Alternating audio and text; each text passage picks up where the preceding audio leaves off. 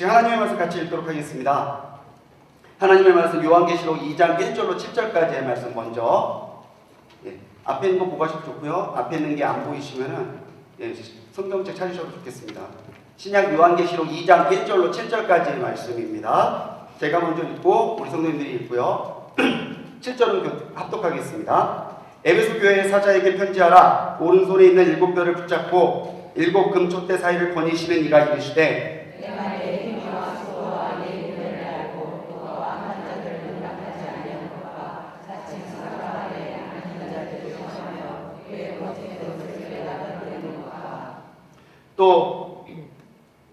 또 내가 참고 내 이름을 위하여 견디고 게으르지 아니한 것을 아노라. 그러므로 어디서 떨어졌는지를 생각하고 회개하여 처음의 일을 가지라. 만일 회개하지 아니하면 내가 네게 가서 내 촛대를 그 자리에서 옮기리라.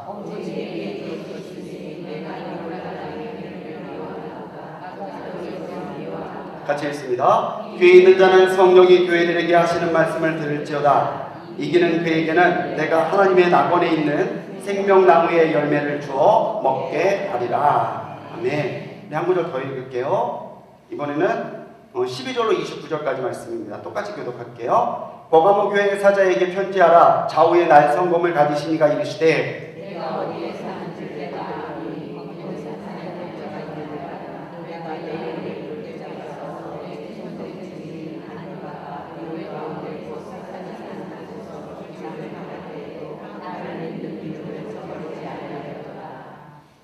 그러나 내게 두어 가지 책망할 것이 있나니 거기 내게 발람의 교훈을 지키는 자들이 있도다. 발람이 발락을 가르쳐 이스라엘 자손 앞에 걸림돌을 놓아 우상의 제물을 먹게 하였고 또 행음하게 하였느니라.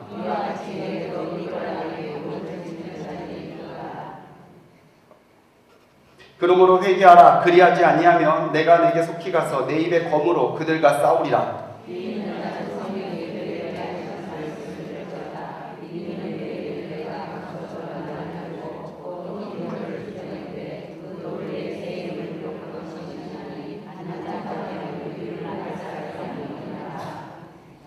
두아디라 교회의 사자에게 편지하라. 그 눈이 불꽃 같고 그 발이 빛난 주석과 같은 하나님의 아들이 이르시되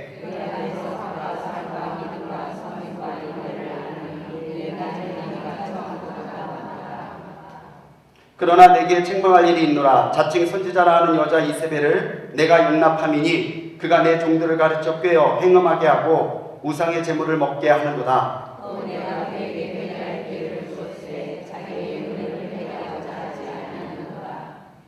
볼지어다 내가 그를 침상에 던질 터이요 또 그와 더불어 가늠하는 자들도 만일 그의 행위를 회개하지 아니하면 큰 환난 가운데에 던지고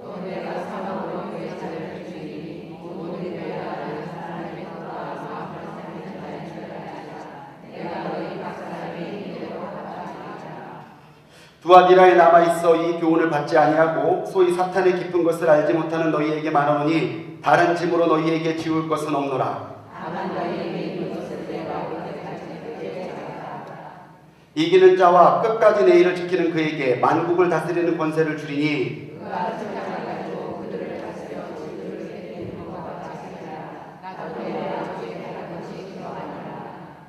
내가 또 그에게 새벽별을 주리라. 귀 있는 자는 성령이 교회들에게 하시는 말씀을 들을지어다. 아멘. 우리 지난 시간에는 하나님께 칭찬받은 교회, 그러니까 하나님 앞에 조금의 책망도 받지 않고 칭찬만 들었던 두 교회였던 서머나와 빌라델비아 교회 두 교회를 가지고 은혜 나눴습니다. 오늘은 하나님께 칭찬도 받았고요, 또 책망도 받았던 4개의 교회 중에 3개의 교회, 에베소, 버가모, 두아디라 이 3개의 교회를 가지고 은혜 나누려고 하는데요. 말씀의 제목을 성숙해져 가는 교회라고 잡았습니다. 사람이 완전한 사람이 없죠. 장점이 있으면 단점이 있습니다. 그런데 단점을 문제로 보면은 심각해지는 거예요. 그런데 단점을 이 사람이 발전할 수 있는 가능성으로 본다면은 그 문제가 오히려 그 사람을 더 깊게 만들고 더 넓게 만드는 가능성이 될 수 있다는 거예요. 우리 교회는 이게 문제야, 우리 교회는 저게 문제야 라고 말한다면 교회는 계속해서 문제가 많은 교회가 될 겁니다. 그런데 우리 교회는 이것도 좋고 저것도 좋지만 요것 좀 됐으면 좋겠어. 요것까지 더 했으면 좋겠어. 그렇다면 안 왔던 거 하나만 하면요, 그게 발전이고 그게 성숙이에요. 똑같이 안토니를 보더라도 누구는 거기에 부정적인 마음을 가지고 문제를 보는가 하면은 누구는 이 일이 우리가 극복하고 우리가 해결하고 우리가 변화된다면은 또 다른 우리의 가능성이 될 수 있다는 가능성을 본다는 거죠. 저는 오늘 이 세 교회가 하나님 앞에 받았던 책망들을 그냥 그 사람들의 단점으로 보는 것이 아니라 지금 이 시대의 교회가 기억하고 그 단점을 극복함으로 성숙해져 갈 수 있는 기반이 될 거라고 믿는 마음에서 성숙해져 가는 교회라고 제목을 잡았습니다. 우리 지난 시간 복습 한번 해볼게요. 예, 7교회를 외우는 방식이라고 말씀드렸죠. 따라해봅시다. 에서보시가 두사빌라에 산다. 예, 에서보시가 두사빌라에 산다. 에베소죠.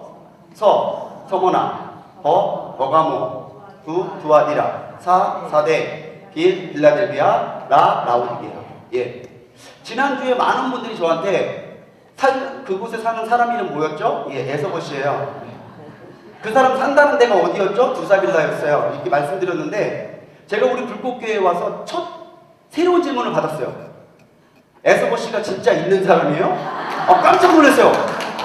지금까지 이 문장을 놓고 에서보시가 진짜 있는 사람이냐고 물어본 건 우리 불꽃교회가 처음이에요. 역시 우리 교회는 특별합니다. 예. 실존인물은 아닌데요. 제가 너무 당황했었어요. 예. 에서보시가 두사빌라에 산다라고 하면 우리 7교회를 외울 수 있죠. 그래서 오늘은 에베소와 또 버가모, 두아디라 이 세 교회를 보려고 합니다. 지도상으로 놓고 봤을 때 지금 터키 이 지역에서 여기가 에베소고요, 여기가 버가모고 여기가 두아디라예요. 이 삼각형을 보시면은 길이 딱 연결되어 있는 거 보이시죠? 예. 이 세 도시는 서로 길로 연결되어 있고 긴밀하게 도시 간의 협력을 하던 곳이었습니다. 먼저 우리가 에베소 교회를 볼 텐데 지금 여러분들 보시는 그림이요, 에베소에 있는 사도 요한 기념교회의 입구입니다. 물론 지금 허물어져 있어서 거기가 건물적인 역할을 감당할 수는 없지만 이 에베소 지역에 사도 요한 교회가 지금도 기독교 유적지로 남아있다라는 거죠. 지금 가면 저렇게 돌무더기나 기둥 이렇게만 보이지만 이것을 가지고 복원을 했을 때 이런 모양새였을 거라고 추정이 됩니다.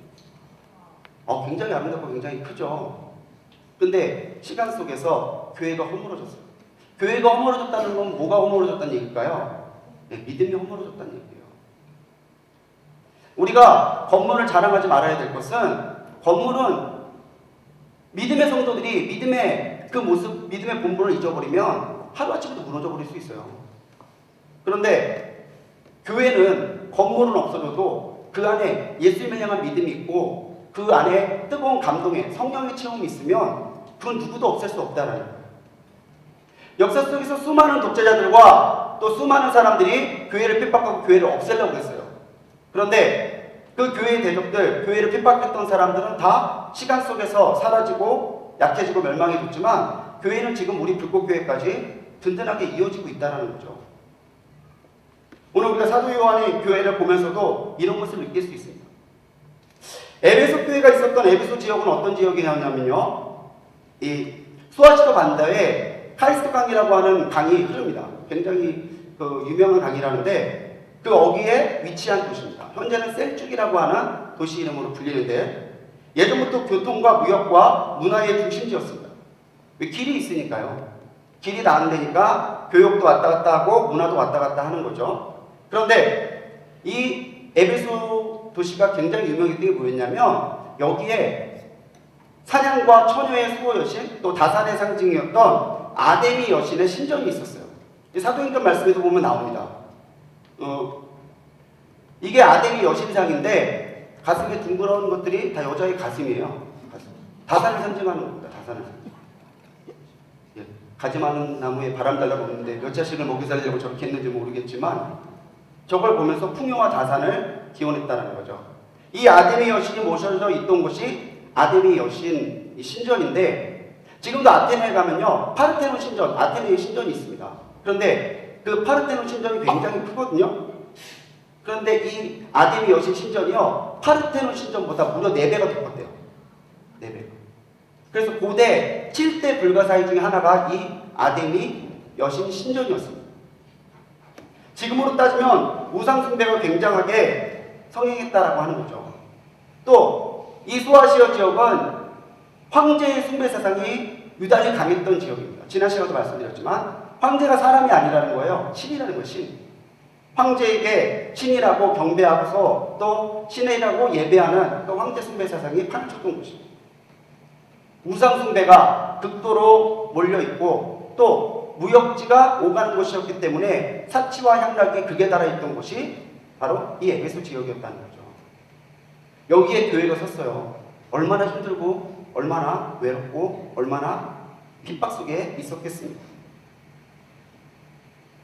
이 에베소라는 도시명은요, 인내라는 뜻이고요. 사치와 방탕으로 악명이 높았고요. 특별히 이 아데미 신전에서는요, 마법과 마술이 굉장히 성행했습니다. 그래서 뭐 예전의 마술이면 당연히 뭘까요? 귀신과 접신하는 거예요.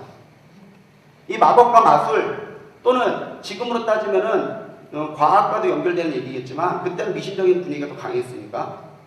그런데 여기에 에베소 교회가 들어갔을 때 이 지역이 변화됐다는 거예요. 그게 중요해요. 이렇게 우상 숭배가 판을 치고 이렇게 마법과 마술이 횡행하던 곳인데 거기에 교회가 하나 든든하게 섰더니 그 지역이 변화되는 역사가 일어났다. 에베소 교회는 어떤 교회였을까요? 에베소는요, 바울이 우리가 잘 알고 있는 브리스길라와 아굴라 부부죠. 이 부부와 함께 2년 3개월, 만 3년을 사역했던 곳입니다. 처음에 3개월 동안은요, 회당에서 가르쳤어요. 그런데 유대인들이 핍박하고 유대인들을 받아들이지 않으니까 사도 바울이 그래, 너희들이 복음을 이렇게까지 거부한다면 나도 너희들에게 복음 전하지 않겠다. 그래서 거기서 가까운 두란노 서원으로 옮겨서 2년을 넘게 강의하게 되죠. 그러는 동안 에베소 교회에서는 큰 부흥이 일어났다라고 하는 겁니다.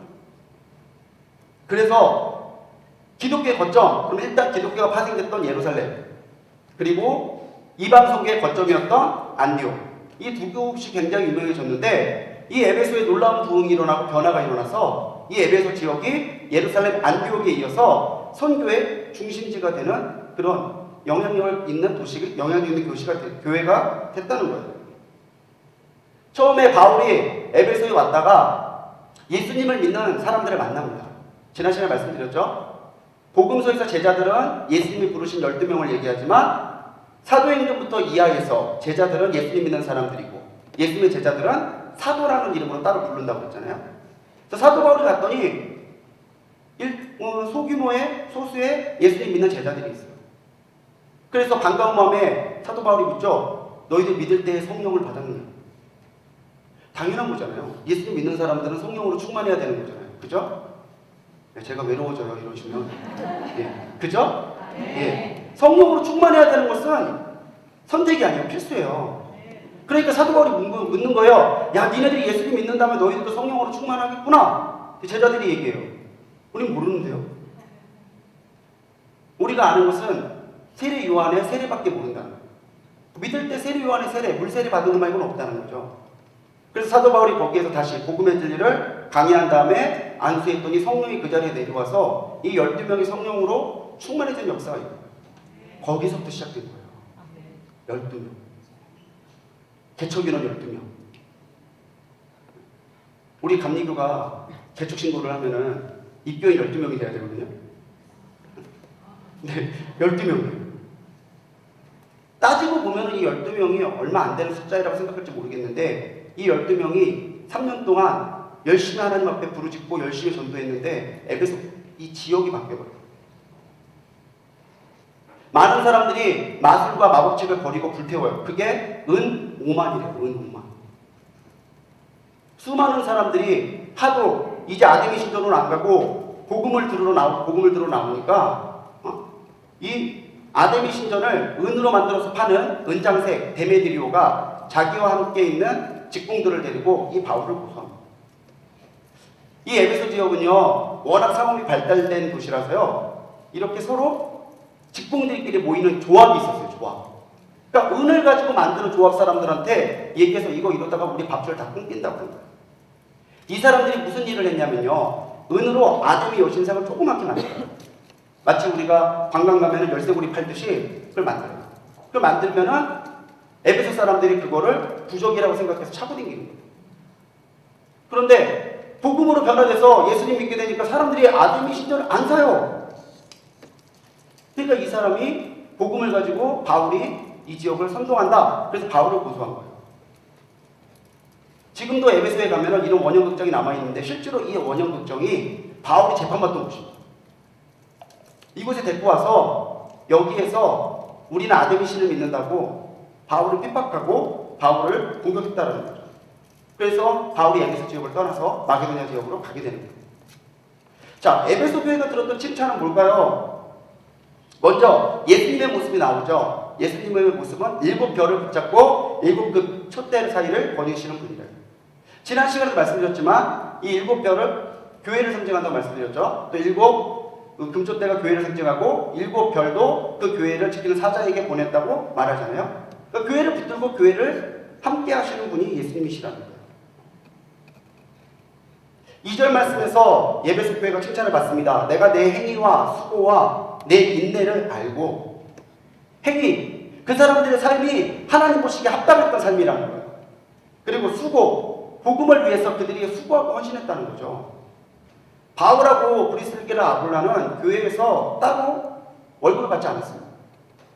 자기들은 텐트를 만들면서 그 교회를 위해 사역하고 복음 전도했습니다. 또 내 인내를 알고 핍박 속에서도 신앙을 버리지 않고 하나님 앞에 인내하고 있는 모습을 보고 하나님이 그걸 기억하셔서 칭찬하셨다는 거예요. 그래서 여러분들 우리가 믿음의 삶을 살아갈 때에 하나님이 우리를 기억하신다는 사실을 기억하시기 바랍니다. 하나님은 우리를 결코 잊지 않으세요. 기억하시고 정말 바울의 신실한 동역자들이 된 그 사람들을 하나님이 칭찬하셨다라는 거죠. 우리 2절의 말씀입니다. 같이 한번 읽어볼게요. 빨간 글씨만 시작. 또 약한 자들을 용납하지 아니한 것과 자칭 사도라 하되 아닌 자들을 시험하여 그의 거짓된 것을 내가 드러낸 것과. 예, 먼저 여기서 악한 자가 나옵니다. 악한 자는 누구냐? 교회에서 성도로 구별되지 못한 사람. 교회 안에 들어와서 교회 안에 있는데 믿음의 올바른 길을 가지 않는 거예요.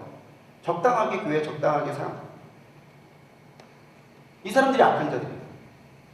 그 악한 자들을 용납하지 않았다는 거죠. 교회 안에 들어오는 게. 당신 그렇게 신앙생활하면 안 됩니다. 라고 분명하게 권면했다는 거예요. 그리고 자칭 사도라 하되 아닌 자들. 거짓 선지자들이죠. 유대주의자들. 믿어서 예수 구원받는 게 아니라 율법을 지켜야만 구원받는다고 말했던 그 사람들을 용납하지 않고 지켰다라는 거예요. 또한 거짓된 것을 드러냈다고 합니다. 이때 에베소 교회를 괴롭혔던 두 이단이 있는데 하나는 영지주의고요. 하나는 니골라당이에요. 영지주의는 뭐냐면 극단적으로 이원론에 빠져있는 쉽게 말하면 극단적 이원론에 빠져있는 사람들이에요. 육신은 악하고 영은 선하다라는 거예요. 그래서 육신이 아무리 무슨 일을 저질러도 영은 선하기 때문에 육신이 하는 일에 영향을 받지 않는다는 거예요. 그래서 이 사람들은요 극과 극으로 가게 되는데요. 육이 악하고 영이 선하니까 육을 괴롭혀서 영을 살려야 된다. 이 사람들은 금욕주의로 가는 거예요. 육을 괴롭게 하는 거예요. 반대로 육신이 아무렇게 하더라도 영은 성하기 때문에 영향받지 않으니까 우리 마음대로 살아도 된다고. 이 사람들은 반대로 쾌락주의로 가는 거예요. 그렇기 때문에 이 사람들은요 예수님이 우리와 같은 몸을 입고 십자가를 못 박히셨다는 사실을 부인합니다. 이걸 가현설이라고 해요. 가짜현실이에요. 가짜현실. 예수님의 몸이 가짜라는 거예요. 그러면 예수님의 십자가의 희생이 우리에게 아무런 의미가 되지 못하겠죠. 니골라라고 하는 사람이 누군지는 잘 알려져 있지 않지만 일반적으로 스테반이 세워졌던 그 7명의 집사 중에 마지막 사람이 니골라예요. 근데 그 사람과 동일이라는 학설도 있고 다른 사람이라는 학설도 있지만 어쨌든 이 니골라라는 사람도 역시 유괴죄가 영혼에 영향을 끼치지 않는다는 말로 많은 성도들을 미혹했던 사람들이라는 거예요. 이런 사람들이 아니다. 복음에 서 있지 않은 거짓들이다라는 것을 발견했던 교회가 어느 교회다? 에베소 교회라는 거예요. 이단과의 싸움에서 물러서지 않았다라고 하는 거죠. 에베소 교회가 또 칭찬받았던 게 3절에 있습니다. 내가 참고 내 이름을 위하여 견디고 게으르지 아니한 것을 아노라. 자, 에베소 교회가 인내했어요. 근데 에베소 교회가 인내했는데 자기 좋아서 자기 편에서 인내했던 게 아니라 누구를 위해서 인내했다라는 겁니까? 예수님을 위해서 인내했다라는 거예요. 우리가 예수님 위해서 신앙생활 하다 보면 기쁘고 감사한 일도 있지만 분명히 눈물을 흘릴 일도 있고요. 마음 아픈 일도 있어요. 그런데 내가 예수님을 위해서 영광만 받으려고 하지 예수님을 위해서 고난받으려 하지 않는다면 우리에게서 능력이 나타나지 않는다는 거죠. 그래서 이 에베소 교회는 이런 인내와 헌신을 가지고 하나님 앞에 인정받았던 교회라는 거예요. 그런데 이 에베소 교회가 하나님 앞에 들었던 책망이 있습니다. 우리 4절 5절 말씀을 같이 읽어볼게요. 시작. 그러나 너를 책망할 것이 있나니 너희 처음 사랑을 버렸느니라. 그러므로 어디서 떨어졌는지를 생각하고 회개하여 처음 행위를 가지라. 이 첫 번째 책망할 것이 뭐냐면 처음 사랑을 잊어버렸다. 우리가 흔히 그런 얘기를 하잖아요. 내가 청년 때는 정말 기도에 정말 뜨거웠는데 많이 생겼는데 예전에는 정말 예배가 기뻤는데 요즘에는 내 감각이 너무 무관심하다고 은혜가 떨어졌다고. 첫사랑을 회복해야 돼요. 첫사랑 기억 나십니까? 네? 언제인지 기억도 안 나요 하시겠죠? 네? 그런데 첫사랑이라고 하는 건 늘 우리에게 가슴을 뛰게 하는 얘기잖아요. 예수님 생각할 때 여러분들의 가슴이 뛰십니까? 예수님 생각하면 여러분들이 설레이고 하나님과의 교제가 기쁘고 감사하십니까? 그래도 첫사랑을 유지하는 거예요. 근데 내 감각이 내 마음이 무감각하다면요 그거 내려놔야 돼요. 한 연예인이 TV에 나와가지고 그 얘기를 하더라고요. 자기가 촬영 끝나고 들어와서 피곤해가지고 방에서 누워있는데 밖에서 자기 아내가 뭐라고 얘기를 하더래요. 누가 찾아왔나 싶어서 나갔더니 아내가 TV를 보는데 TV에 송중기가 나와 있더래요. 송중기가 CF를 하더래요. 오늘부터 치약은 이것만 씁니다. 그랬더니 자기 아내가 예 써야죠. 예 써요. 송중기랑 대화를 하고 있더래요. 이제 다른 거 쓰지 않습니다. 예 쓰지 않아야죠. 예 그것만 써야 되고. 자기가 너무 황당해서 뭐 하냐고 막 그랬을 거예요. 근데 제가 그 얘기를 딱 듣는데 생각나는 사람이 있는데 제가 모교회 때, 그러니까 고1 때인데 학교를 좀 일찍 끝나고 교회 가서 기도하다가 잠들었어요. 네. 왜 기도하러 간 겁니다. 믿어주세요. 기도하러 갔는데 잠이 들었어요. 네. 그런데 한참 눈을 딱 떴는데 누가 옆에서 중얼중얼하는 소리가 나서 누가 기도하러 왔나 보다 그랬더니 우리 교회 이제 저희 청년부 누나가 우리 지하의 개척교회였는데 그 교회를 바닥을 혼자서 걸레질을 하는 거예요. 근데 뭐라고 중얼중얼대요. 자세히 들어보니까 거기서 하나님과 대화해요. 하나님 오늘 학교에서 걔 머리채를 휘어잡고 싶은데 아시죠? 제 마음 참았어요. 이러면서 걸레질 하는데 계속 하나님한테 말합니다. 저는 그게 고1 때 되게 쇼킹했어요. 하나님은 기도를 들으시는 분이지 말씀하시는 분이라고 생각 못했어요. 내가 기도해서 하나님 이렇습니다 하면은 그냥 오냐 하는 분이시지 그걸 진짜 말씀해서 내가 너희 기도를 들었노라 이렇게 하시는 분인지는 생각을 못했는데 그 장로님이 계속해서 하나님 앞에 말을 걸고 그래요 하나님 마음이 어떤지 아는데 저도 사람이잖아요. 저도 되게 화났어요. 이러면서 계속 대화하고 그러면서 걸레질을 하는 거예요. 여러분 예수님 했을 때 여러분들의 가슴이 가장 뜨거웠을 때가 언제예요? 바로 지금이기를 간절히 축원합니다. 아멘. 찬송 한 자락만 들어도 눈물이 주룩하고 말씀 한 구절만 들어도 가슴이 울먹울먹해야 돼요. 그래야 우리의 마음이 첫사랑을 잃어버리지 않는 심령이 되는 거예요.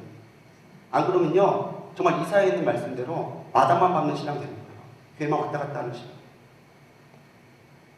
그래서 하나님은 네가 어디에서 그 마음이 떨어졌는지를 생각해보라고 얘기해요. 우리 물건 잊어버렸으면 어떻게 해요? 되짚어 보잖아요.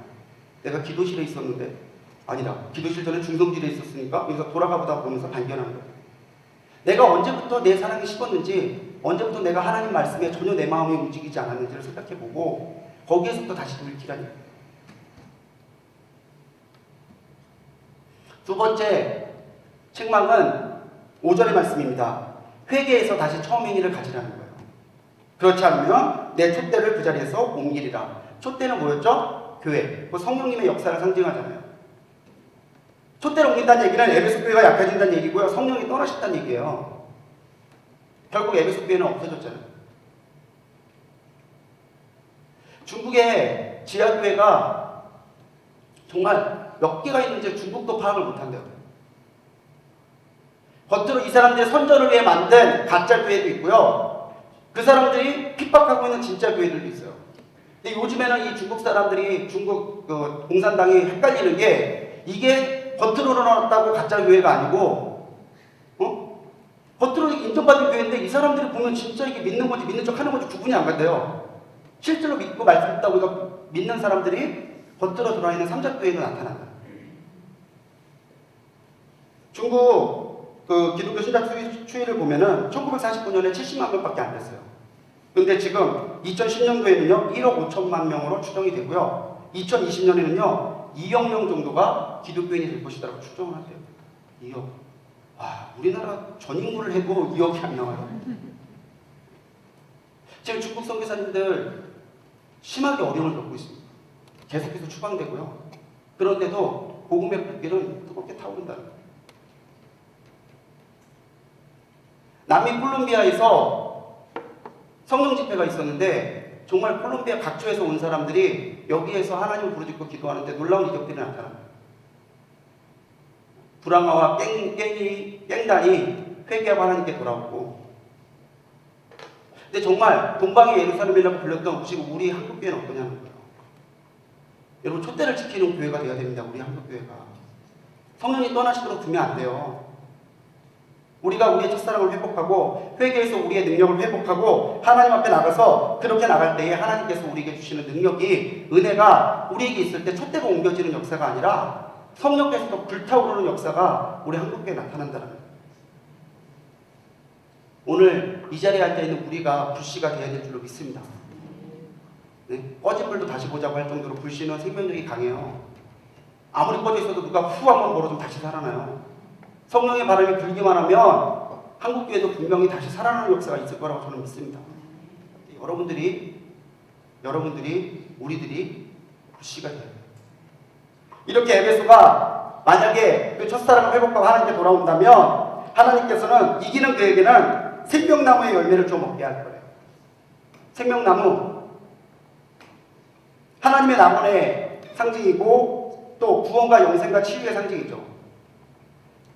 오늘 우리가 이길 때에 하나님께서는 구원과 생명의 약속을 우리에게 더해 주신다고 하는 것입니다. 오늘 우리가 에베소 교회를 보면서 생각해야 될 것이 그거예요. 그냥 모양만, 겉모습만 있는 신앙이 아니라 실질로 그 안에 생명의 역사가 넘치는 그리스도인 우리 불꽃교회가 되기를 간절하게 소망합니다. 두 번째 교회는요, 버가모 교회예요. 버가모 지역은요, 이 서머나가 아닌데 서머나 지역 북방으로 100km 떨어진 곳에 있는 곳인데, 예전에 여기가 무시아주였어요. 로마의 무시아주의 수도였습니다. 수도니까 굉장히 많은 사람들이 살고 있던 곳이겠죠. 여기는 정치와 종교의 중심지였다는 거예요. 지금으로 따지면 도청 소재지 정도 되는 거예요. 행정적인 역할을 하는 것이 이 버가모시입니다. 그래서 이 버가모는요, 높은 곳에 세워졌기 때문에 성체라는 뜻을 가지고 있기도 하고, 또 다른 발음을 좀 다르게 하면은 양피지라는 뜻도 있대요. 예전에는 책을 종이가 없어갖고 양피지에 썼잖아요. 그래서 이 버가모 지역에는 굉장히 큰 도서관이 있었다고 합니다. 이 버가모의 구시가지인데 지금 보시다시피 그 언덕 위쪽이, 아래쪽이 신시가지고요. 그 위쪽이 옛날에 있었던 버가모 유적지인데 저렇게 성체 위에 서 있었어요. 성 안에 있는. 그래서 성체라는 뜻을 가지기도 했다고 하고요. 양피지라는 것으로 말해주듯이 여기에는 큰 도서관이 있었는데 무려 장서가 20만 권이었대요. 20만 권. 책이 20만 권이어도 양이 많은데 양피지는 어떻게 해야 될까요? 보관을 어떻게 해야 될 것 같아요? 똘똘똘똘 말아야 돼요. 부피가 큽니다. 근데 이게 20만 권이 있었다는 거예요. 알렉산드리아 도서관 그 다음이 여기였대요. 버가모 도시. 그리고 이 버가모 도서관은요, 버가모는 의학의 신, 그리스 신화에서 의학의 신이었던 아스클레피오스의 신전이 있던 곳입니다. 의술을 관장하는 신이라는 거예요. 그래서 여러분 지금 보시는 게 아스클레피오스 신전인데 여기가 병원 역할도 했습니다. 더 특별할 만한 건 뭐냐면요, 이 병원에는요 정신과도 있었어요. 정신적으로 이렇게 이상한 사람들 꿈을 치료가지고 치료하고 이런 방식으로 정신과까지 있었던 종합병동이 있던 거예요. 자, 우리가 기도할 때 아플 때 누구에게 기도해야 될까요? 하나님께 기도해야죠. 제가 어느 병원을 갔더니 그 병원에 아이들 써 있더라고요. 치료는 우리가 하지만 낫게 하시는 것은 하나님이 하십니다. 아마 그 원장님이 믿는 분이 저렇게 써놓으신 것 같은데 저는 그 글귀가 참 와닿더라고요. 근데 의술이 발달됐으니까 사람들이 아프면은 기도 안 해요. 병원 가는 거예요. 버가모 교회는 그래서 이 사진이 나와 있을 텐데 이게 아스클레피오스의 막대기라고 국제의사협회 휘장입니다. 뱀이 이렇게 똘똘 말하는 거 보신 적 있으시죠? 이런 버가모 지역에 버가모 교회가 쓰여졌는데 버가모 교회의 설립 배경은 알려져 있지 않습니다. 하지만 아마도 그 지역의 교회들이 그랬듯이 에베소 교회에 부흥했던 사람들이 나와서 이 교회를 개척했을 것으로 추정이 돼요. 바울이 세운 교회는 아닙니다. 그런데 에베소 지역의 부흥이 너무 컸어요. 거기에서 성령 체험하고 은혜 받은 사람들이 너무 많아서 이 사람들이 각처로 흩어져가지고 교회를 세웠거든요. 그렇게 세워졌던 교회 중에 하나가 이 버가모 교회라고 하는 거죠. 그렇게 추정을 합니다. 그리고 역시 여기에도요 순교자가 있었어요. 안디바라고 하는 사람이 나옵니다. 따라합시다. 안디바. 예, 성경에는 여기 하나 나오는 사람인데 다른 전해지는 이야기에 따르면은 이 버가모 교회의 감독이었대요. 그런데 복음을 지키다가 체포돼서 화형을 당했는데 어떻게 화형을 당했냐면 노쇠로 황소상을 만든 거예요. 소회상을 만들어서 소를 계속해서 달굽니다. 뜨겁게 빨갛게. 그리고 그 위에 안디바를 덮였다는 거예요. 그런데 하나님께서 칭찬하신 게 뭐예요? 생각해 보세요. 지금을 따지면 담임 목사님이 순교한 거예요. 많은 사람들이 예수님 다음으로 의지하면서 영적인 꼴을 얻었고 지도를 받던 지도자가 없어졌어요. 그럼 교회는 어떻게 될까요? 예, 당연히 약해지고 없어질 거라고 생각했는데 안 그랬다는 거예요. 오히려 안디바의 순교 이후에 이 버가모 교회는 더 열심히 모이고 더 열심히 복음을 하나 되는 일에 힘썼다는 거예요. 그래서 하나님께 칭찬받는 교회가 돼요. 나중에 말씀드리겠지만.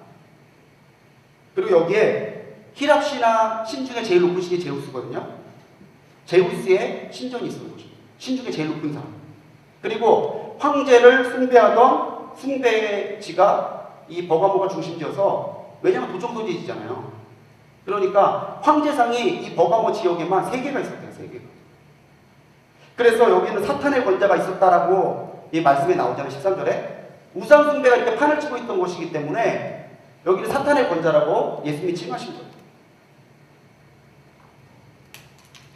지금 보시는 게 버가모 교회입니다. 이게 요한계시록이 쓰여질 때의 교회는 아니고요. 나중에 기독교가 로마에서 이렇게 국교로 인증됐을 때 원래는 이집트의 신 세라피스를 섬기던 신전인데 그걸 나라에서 뺏어서 교회에서 줬어요. 이제부터 여기 그냥 니네들이 예배하는 교회로 쓰라고. 그래서 비교적 모습은 지금 많이 남아있는 교회 중에 하나입니다. 이 버가모 교회는요, 어떤 칭찬을 받았을까요? 먼저 예수님의 모습이 좌우의 날성검을 가지신 이로 나타납니다. 좌우의 날성검을 가지신 이. 자, 칼은 뭐 할 때 쓰는 거죠? 뭐 할 때 쓰는 거죠? 제가 외로워진다니까요. 네. 칼은 뭐 할 때 쓰는 거죠? 예, 싸울 때 쓰는 거예요. 싸울 때. 도청 소재지니까 당연히 군대들이 주둔해 있었겠죠. 그래서 버가모 사람들에게 좌우의 날성검, 로마의 군병의 칼은 매우 익숙한 소재였다는 거예요. 그 당시 대부분의 칼들은요, 한 날이에요, 한 날. 날이 하나만 있어요. 그런데 로마의 칼은요, 좌우의 날이에요. 사방배도 되고요, 찔러도 깊이 들어가요. 그래서 로마 군병이 그렇게 무서운 거예요. 무기가 무섭기 때문에. 그런데 주님께서는 이 날성검을 가지시고 심판하고 또 교회를 괴롭히는 이교와 이단들과의 투쟁에 앞장서고 계신다는 것을 보여주셨답니다. 우상숭배 중심지에서도 믿음을 저버리지 않았다는 거죠. 13절 말씀에서 나오잖아요. 안디바가 너희 가운데서 죽임을 당했는데, 너희의 지도자가 죽었는데 너희들이 그것 때문에 영향받지 아니하고 약해지지 아니하고 오히려 내 앞에서 더 믿음을 굳게 지켰다는 것을 내가 알고 있다. 정말 하나님이 알아주신다면 여러분들 얼마나 가슴이 뭉클할까요? 하나님이 알아주신대요. 내 이름을 알고 내가 한 일을 안돼요. 그럼 끝난 거죠. 뭘 더 바래요? 하나님 다 책임져 주실 텐데. 그런데 이런 버가모가 받은 책망이 있습니다. 먼저는요, 발람의 교훈을 지키는 자들. 이 발람은 민수기 31장 16장에 나오는데 우리가 잘 알고 있듯이 이름도 헷갈려요. 발락을 불러서 이스라엘을 저주하라고 그랬는데 발락의 말을 안 듣죠. 네 번이나 저주하겠는데 저주를 하지 않으니까 최후로 발락에게 개책을 알려줘요. 그건 민수기에 나오지 않지만 이 신약에 나오면은 이 발람의 교훈이라는 얘기를 하면서 얘기를 해줍니다. 이 발람의 꾀가 뭐였냐면 이스라엘 백성들이 하나님 앞에 범죄하지 않으니까 하나님의 사랑을 받기 때문에 얘네들 무너뜨릴 수 없다는 거예요. 그러니까 살짝 그곳에 있는 미디안의 여인들과 문란하고 음란하게 만들어요. 이 발람이 그랬던 것처럼 우상숭배와 우상의 제물을 먹게 하는 혼합주의와 타협주의를 이 버가모 교회가 가지고 있었다는 거죠. 이게 영적인 간음에 해당된다고 하나님은 보시는 거죠. 여기에도요, 니골라당이 또 나와요. 니골라당이요, 여기까지 침입해 있었다는 거죠. 영주주의에 빠져서 발람의 교훈과 같이 그런 영지적인 의미에 빠져서 우상을 숭배하고 타협하고 혼합하는 모습이 버가모에 있었다는 거예요. 그래서 하나님께서 여기서 돌이키라는 거예요. 발람의 교훈을 따르지 말고 복음에 창질해서 나가라는 거예요. 그래서 그렇게 나간다면 하나님께서 버가모 교회에 주신 약속이 있습니다. 16절 같이 읽어봅시다. 시작. 그러므로 회개하라. 그리하지 아니하면 내가 내게 속히 가서 내 입의 검으로 그들과 싸우리라. 내 입의 검은 뭡니까? 심판의 말씀을 행정하죠. 여기서도 회개하라 말하잖아요. 회개하라. 여러분, 우리가 하나님 앞에서 성숙해져가는 첫 번째 단계가 뭐냐면요, 회개예요. 회개. 하나님 잘못했어요. 이런 무의미한 회개가 아니라, 지난주에도 제가 회의 은혜와 개의 은혜에 대해서 말씀드렸잖아요. 돌이키는, 잘못했다고 생각하는, 그런 회에서만 머무르면 안 되고 고치는 개의 은혜까지 나가야 우리가 하나님 가운데서 진짜 인정받는 참신앙이 될 수 있다고 말씀드렸죠. 여기서도 회개예요. 성숙해져가는 교회들은 늘 회개로 하나님 앞에 자신의 삶과 신앙을 돌이켜보는 사람들이라는 거예요. 근데 그렇게 회개하지 않으면, 하나님께서 인내해 주는 시간을 넘어버리면 주님께서 오셔서 싸우시겠대요. 심판하신다는 이야기시죠.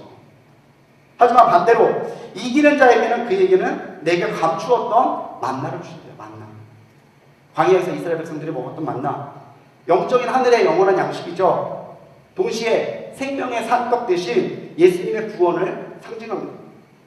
요한복음 6장 35절 말씀입니다. 같이 읽어볼게요. 시작. 예수께서 이르시되 나는 생명의 떡이니 내게 오는 자는 결코 줄이지 아니할 터이요 나를 믿는 자는 영원히 목마르지 아니하리라. 생명의 산떡, 우리의 영원한 양식이 되시는 예수님이 이기는 자는 이 생명과 이 채워주신 은혜를 허락해 주시겠다고 약속하시는 거예요. 이게 버가모 교회가 성숙해진다면 받게 될 하나님의 은혜요 약속이었다는 거예요.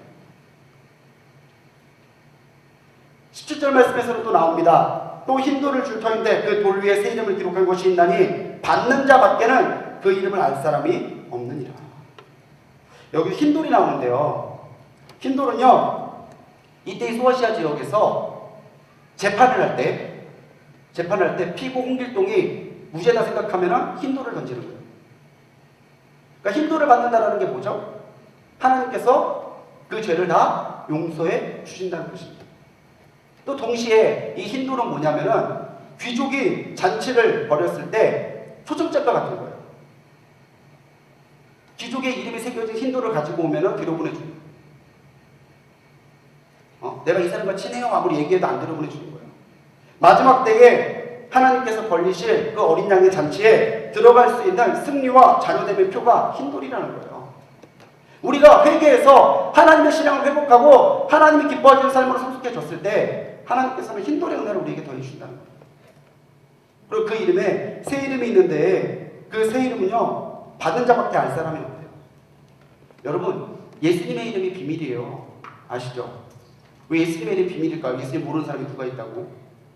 밖에 나가 교회 안 다니는 사람도 예수님 알잖아요. 근데 왜 예수님의 이름이 비밀이에요? 예수님의 이름을 아는 것에서 그쳐서는 아무런 의미가 없기 때문입니다. 아는 것과 믿는 것이 하나가 되어야 우리의 신앙이 장성한 분량에 이르게 되고, 그렇게 믿는 사람에게 예수님의 이름이 능력의 이름이 되는 거지. 나 예수님 이름 알아요. 예수님 알아요. 그 사람에게는 예수님의 이름이 아무런 권세가 없고 아무런 영향이 없어요. 근데 주님께서는 그 이름의 권세도 우리에게 허락해 주신다는 거죠. 이런 약속을 받았던 교회가 버가모. 마지막 세 번째 교회가 두아디라 교회입니다. 지금 여러분 보시는 곳이 두아디라 교회의 유적인데요. 지금도 이제 요것만 남아있어요. 여기만 남아있고, 이 두아디라 교회가 있었던 두아디라 지역은요, 이 버가모 동남쪽 60km 정도 떨어져 있던 평야 지역이에요. 자, 아까 버가모는 구름 속에 있었던 산악 지역이었잖아요. 근데 이 두아디라는요, 평야 지역이에요. 평야 지역이고요. 여기가 군사들이 머물던 군사적 요충지입니다. 그리고 이 두아디라에 여러분 루디아 아시죠? 예, 자주장사 루디아가 살던 데가 바로 여기예요.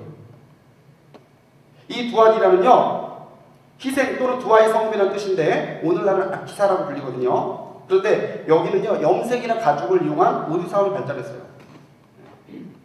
요즘은 다 패션의 도시죠. 태양신이자 문화예술을 관장하던 아폴론을 숭배했던 곳이고, 이 아폴론을 찬양하는 티림너스 축제가 유명했던 곳입니다. 그래서 지금도 이 전통 방식으로 염색하는 것을 지금 찍은 사진인데, 지금도 여기에서 염색업이 해요. 전통 방식으로. 이 염색을 하던 두아디라의 자주장사 루디아가 예수님을 영접하고 나서 바울의 신실한 동역자가 되죠. 지금 이게 아폴로 신전토입니다. 굉장히 더 컸을 거라고 생각이 되는데 유적이 요거만 남았고요. 이 아폴로 신은요, 태양신을 관장하는 태양신이고 또 음악과 활 쏘는 것을 관장했던 신. 역시 여기에도 우상이 거젓하게 또 황제가 신으로 추앙받은 곳이라는 거죠. 이 두아디라 교회는 자주장사 루디아가 바울을 통해서 복음을 받아들이고 성교의 협력자가 된 곳입니다. 동시에 화려했던 곳이고 또 우상이 판치던 곳이기 때문에 배교의 위험과 물질 중심적인 사고가 있어서 복음이 전파되기 어렵던 곳입니다. 더 어려웠던 건 뭐냐면요, 역시 여기에도 산공업이 발달됐기 때문에 직공들이 모이는 조직들이 있어요. 이 조합들이 있는데 이 조합마다 내세우는 수호신이 있습니다. 우리 조합은 아폴로야, 우리 조합은 아덴이야. 그러면 어떻게 되냐, 자기가 그 일로 돈을 벌어 먹으려면은 조합에 가입을 해야 돼요. 그럼 조합에 가입하면 의무 중에 하나가 뭐냐, 조합이 내세우는 수호신에게 경배해야 되는 거예요. 내가 오늘 예수님을 믿어서 교회를 갔어요. 근데 이제 예수님만 믿고 따르려고 결심했는데 나는 염색하는 사람이야. 염색하는 사람이 아니면 우리 가족들이 밥을 굶어요. 그런데 그 조합에 들어가면은 그 염색하는 조합이 내세우는 수호신을 섬겨야 됩니다. 이런 딜레마를 가지고 있던 곳이 두아디라예요. 그런데도 두아디라에서는요, 그런 것 아랑곳하지 않고 예수님을 택했던 사람들이 있었다. 두아디라가 받은 칭찬은 뭡니까? 예수님의 모습이요, 불꽃 같은 눈으로 나옵니다. 피할 수 없다는 거죠. 제가 가끔 이렇게 청년들이나 성도님들한테 농담할 때 그럴 때 있거든요. 목사님 보셨어요? 제가 불꽃 같은 눈으로 보고 있습니다. 제가 이렇게 얘기하는데, 불꽃 같은 눈이란 감찰을 상징하잖아요. 하나님께서 피하실 수 없는 불꽃 같은 눈으로 주님이 보신다는 거예요. 또한 손과 발을요, 빛난 주석, 단련된 주석으로 표현합니다. 이거는 불신자 원수들을 강력하게 심판하실 예수님을 보여주고 있다는 거죠. 18절의 말씀입니다. 내가 내 사업과 사랑과 믿음과 섬김과 인내를 나누니, 한 것도 많아요. 사업을 했대요. 돈 버는 사업 아니겠죠? 복음을 증거하는 사역을 얘기하는 겁니다. 그리고 믿음이 있었대요. 사랑이 있었대요. 이 사랑과 믿음을 가지고 섬겼대요. 그리고 섬기면서 한두 번 하고 만 게 아니라 끝까지 인내하며 섬겼다는 거예요. 주님 다 보셨다는 거죠. 불꽃 같은 눈으로. 오늘 우리가 복음을 감당할 때에 우리에게 사랑이 있어야 되고요. 믿음이 있어야 되고요. 섬김과 인내가 있어야 돼요. 그래야 우리의 사역이 주님을 위한 사역이 되지, 오늘 우리가 교회에서 일 많이 한다고 그게 곧 하나님을 위한 일은 아닙니다. 우리가 잘 생각해야 돼요. 이게 과연 하나님 기뻐하시는 일 내가 하고 있는 건지, 내가 좋은 일을 하나님의 좋으신 일이라고 포장해서 얘기하고 있는 건지 분명히 봐야 돼요. 그런데 만일 그것이 하나님께서 기뻐하시는 일이라면 우리는 사랑과 믿음과 섬김과 인내를 가지고 그 일을 감당해야 된다고 하는 거죠. 두아디라 교회는 이런 믿음의 섬김이 있었던 교회라는 거예요. 그리고 나중에 이가 처음 것보다 많다. 처음에 예수님 믿고 이 두아디라 지역이 처음에 했던 건 되게 보잘것없고 작은 것이었는데 점점 이 사람들이 많아졌다는 거예요. 하는 일도 많아지고 믿음의 섬김도 많아지고 사랑도 더 커지고. 정말 이게 아름다운 교회잖아요. 올해는 하나밖에 못했지만 내년에는 2개를 했대요. 2개밖에 못했어? 아니에요. 작년보다 하나 더 했잖아요. 하나님께서 원하시는 건 그거예요. 그게 성숙이고 그게 하나님 앞에 성장하는 거예요. 많은 것 할 필요 없어요. 우리가 예전에 하지 않았던 거 하나만 하면 되는 거예요. 예전에 놓쳤던 거 하나만 다시 되찾으면 되는 거예요. 예전에 하던 거 하나만 안 하면 되는 거예요. 그럼 어제보다 오늘이, 오늘보다 내일이 계속해서 발전해 나갈 거잖아요. 두아디아 교회는 이런 열성이 있었고 이게 첫사랑을 버린 에베소와는 비교되는 모습이었다는 거죠. 근데 이런 두아디아 교회가 받았던 책망이 있습니다. 첫 번째는요, 거짓 여선이자 이세벨을 용납했대요. 민수기 30, 이거 잘못 나왔는데, 이 거짓 여선 이세벨, 아합의 여왕이었던, 아합의 왕비였던 이 이세벨 기억하시죠? 바알 신앙을 끌어들여서 여호와의 선지자를 핍박했던, 엘리야를 핍박했던 사람이 그 여자 선지자예요. 그런데 이세벨이 두아디락에서 용납했대요. 2가지 설이 있습니다. 하나는 이름이 똑같다, 이세벨이라는 사람이다. 또 하나는 이름은 다르지만 이세벨과 같이 그런 악한 일을 교회에 했다. 대부분의 학자들은 이름은 다르지만 이세벨과 같이 교회에 해를 끼쳤던 것으로 추정을 합니다. 그런데 이 여자가 얼마나 많은 사람들을 유혹했냐면 수많은 사람들이, 두아디라 교회 사람들이 이 여자 때문에 미혹된 거예요. 그런데 하나님께서 이 이세벨에게 회개의 기회를 주셨대요. 하나님 그 사람만까지도 참아주시는 거예요. 회개하고 돌아오면은. 그런데 이 여자가 회개의 기회를 거부합니다. 그때 주님께서 이 이세벨을 침상에 던진대요. 여기서 말하는 침상을 헬라어 본문에서 보면요, 클린넨이라는 단어를 쓰는데 이 클린넨이라는 단어가 뭐냐면 환자용 침상입니다.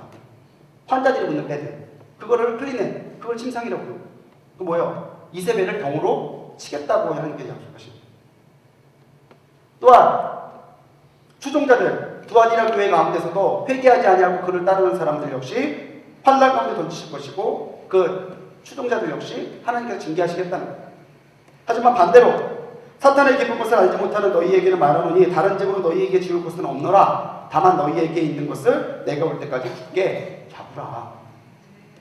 다른 것 지워지지 않겠다는 거예요. 믿음으로 이세벨에 넘어가던 너희들한테 내가 더 원하는 거 없다. 하나만 원한다. 뭐예요? 내가 올 때까지 너희의 믿음 굳게 잡으라. 하나님 그거 하나만 원하신다. 너희는 헌금 많이 할 필요도 없고 뭐 할 것도 없어. 너희들이, 내가 원하는 거는 너희들이 지금 가지고 있는 믿음 그거 지키는 거야. 주님께서 그렇게 얘기하셨다. 하나님이 우리에게 원하시는 마음도 그걸 겁니다. 지금 너희가 나를 사랑한다면, 내가 나를 위해 정말 일할 수 있다면 그 마음 지키라고 하나님 하시는 말씀이 그걸 거예요. 이단이 이렇게 판을 칠 때에도 두아디라는 믿음의 정결함을 지키는 사람이 있었다는 거죠. 월요일에 저희 그 지방에서 목회하는 목사님이, 농촌에서 목회하는 목사님이 놀러 오셨는데 들려주신 얘기가 하나 있더라고요. 이게 뭔지 아세요? 역시 우리 여성교회는 이게 능력인 것 같아요. 전 아무것도 모르겠는데 이건 곰치예요. 이거는 방아나무를 다 아세요? 저는 아무것도 모르겠는데 다 풀이에요. 그냥 저는 쑥이에요. 쑥이에요. 깜짝 놀랐어요. 한 번에 나와서. 네, 쑥. 근데 쑥은 한 번 자라면요 그 집 옆에는 아무것도 못 자랍니다. 번식력이 너무 강하고 뿌리가 강해서 주위에 있는 씨들도 다 말라 죽는데요. 하나 더 보여드릴게요. 뭐게요? 별로 갈대입니다. 갈대. 근데 갈대 역시 마찬가지라는 거예요. 갈대는 무리를 지어서 자라잖아요. 갈대밭이 있으면 주변에 앞에 아무것도 못 자라요. 그런데 이 쑥의 씨앗이나 갈대의 씨앗이 그렇게 크지 않답니다. 그러니까 이렇게 씨가 작게 뿌려졌지만 이것이 자라고 나면 주변에 아무것도 못 자란대요. 근데 이단이 그렇다는 거예요. 들어올 때 아무것도 아닌데 어느새 조금만 우리가 경계를 풀고 우리가 믿음의 열심을 보이지 않으면 금방 이단이 자라서 쑥과 갈대밭처럼 자라가지고 주변에 아무것도 못 자라게 된대요. 그래서 이 쑥과 갈대밭이 자라는 것을 뭐라고 하는지 아세요? 쑥대밭이라고 해요. 쑥대밭. 제가 이번에 알았어요. 쑥대밭이라고. 쑥과 갈대밭이래요. 쑥대밭. 쑥대밭이 됐다 그러면 거기에 아무것도 못 자란다는 얘기래요. 우리가 영적으로 깨서 바른 교훈에 서야 되는 것이 바로 그거예요. 우리가 우리 교회를 지켜야 되고 우리 가정을 지켜야 되고 우리 신앙을 지켜야 돼요. 어디에서부터? 이단으로부터. 이 두아디라 교회처럼. 넘어가면은 하나님 앞에 징계받겠지만 우리가 믿음을 지킨다면 하나님께서 반드시 믿음을 지킨 자에게 주시는 약속을 허락해 주신다는 거죠. 우리의 교회가, 우리의 가정이, 우리의 신앙이 쑥대밭이 되지 않도록 우리가 바른 믿음에 서야 된다고 하는 거예요. 두아디라 교회가 받았던 약속이 뭡니까? 끝까지 이기는 자에게는요, 그리스도와 더불어 다스리게 하신대요. 20장 6절 말씀 노란 글씨입니다. 읽어봅시다. 시작. 그들이 하나님과 그리스도의 제사장이 되어 1000년 동안 그리스도와 더불어 왕노릇하리라. 예, 우리는 예수님과 함께 왕노릇할 사람들입니다. 왕이에요, 왕. 우리 옆에 있는 분에게 한번 얘기합시다. 당신이 왕입니다. 예, 당신이 왕입니다. 우리가 왕이에요. 다스리는 권세를 이기는 자에게 하나님이 주신다는 겁니다. 그리고 철장, 우리 흔히 기도할 때 철장 권세 그러잖아요. 철로 만든 막대기, 권위의 상징, 또 완전한 승리와 제압을 하는데 여기가 군사적 도시였잖아요. 이 군사 도시였기 때문에 철장이라고 하는 것에 대한 공감대가 있어요. 너희들 병사들이 들고 다니는 철장 알지? 너희들이 그런 철장 권세를 가지고 이길 거야. 예수님이 그렇게 잘 알고 있는 이미지를 가지고 설명해 주셨다는 거예요. 시편 2장 9절에도 나와 있습니다. 내가 철장으로 그들을 깨뜨리며 질그릇 같이 부수리라. 주님이 그렇게 철장 권세를 가지고 부수실 텐데 우리 또한 부술 수 있는 권세를 함께 허락해 주신다는 거예요. 28절의 말씀에서는요, 내가 또 그에게 새벽별을 주리라. 새벽별. 22장 16절 말씀에서는요, 예수님을 광명한 새벽별이라고 말합니다. 요한계시록 22장 16절에서 이 광명한 새벽별 되신 예수님이 우리의 구세주가 되신다. 특히 여러분 길거리 다니실 때 설문조사 하나 한번 해달라고 하면 설문조사 받지 마십시오. 그게 여러분들 그 연락처 얻으려고 신천지에서 쓰는 방법이에요.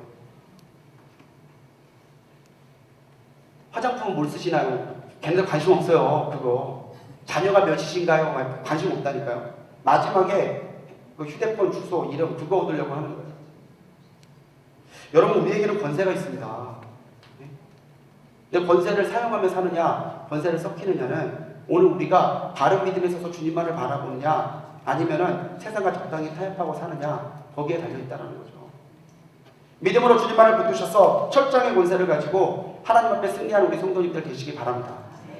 오늘 새 교회를 정리해보면요, 먼저 처음 신앙과 처음 행위를 지키고 깨어있으라는 겁니다. 깨어있는 성도님들이 되십시오. 옆에서 잠자면 좀 깨워주세요.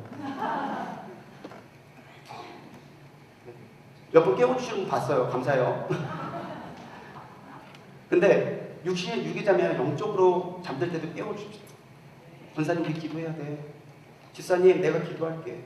정지하지 마시고 너 더 깨져야 돼. 뭐 하나님께 더 통해. 그러지 마시고 내가 기도하고 있어요. 같이 기도해요. 행위가 처음에 지킬 수 있도록 깨어있는 신앙, 또 이단의 유혹을 분별하고 믿음을 굳게 지키라는 거죠. 또한 회개의 기회를 놓치지 말라는 겁니다. 회개도 타이밍이에요. 아까 주님께서 말씀하시잖아요. 네가 회개하지 않으면 내 입에 검을 가지고 와서 심판하겠다. 하나님께서 무한정 참아주시지 않습니다. 회개하라 명하실 때 회개하는 게 진짜 지혜고 그게 믿음이에요. 언제든지 주님이 오실 때를 준비하는 종말론도 신앙, 기독교의 종말론 신앙이 뭐냐면요, 지금 당장 주님이 오셔도 내가 부끄럽지 않게 사는 게 종말론 신앙. 집 팔고 뭐 팔고 뭐 모여서 기도하고 뭐 아들 딸 키우고, 이게 종말론이 아니라 지금 주님이 오시더라도 내가 마라나타 외치며 나갈 수 있도록 나를 영적으로 다듬는 게 진짜 종말론. 마지막, 하나님께서 믿는 이들에게 주시는 약속 따라합시다. 내게는 약속이 있다. 주님 주신 약속 붙들고 끝까지 승리하는 철장의 권세를 가지고 그 권세로 승리하는 우리 불꽃교회 모든 성도님들 되시기를 주님의 이름으로 간절히 축원합니다. 기도하시겠습니다.